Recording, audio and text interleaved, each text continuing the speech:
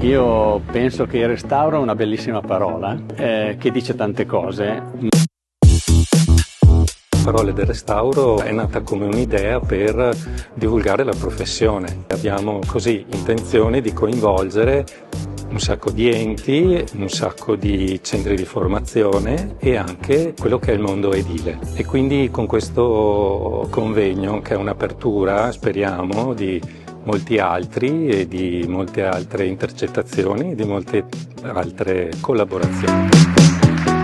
Il restauratore ha bisogno dell'operatore edile. Ha bisogno perché gli operatori edili fanno delle cose che spesso i restauratori non fanno, non sono interessati a fare. E mi pare che l'ambito nel quale entrambi possono collaborare con grande profitto è quello della manutenzione preventiva.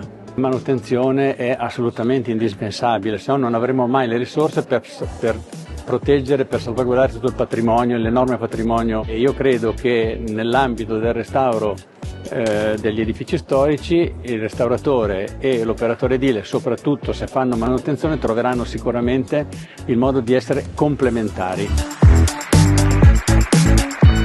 Allora io parlerei di competenze. Le prime competenze importanti che dobbiamo dialogare fra edilizia e restauro sono le conoscenze che dobbiamo portare all'interno sia dei edifici storici ma anche privati. Questa sinergia fra le due imprese portano un arricchimento per tutte e due le attività che forniscono poi in un futuro anche una determinata qualità delle imprese sul mercato italiano.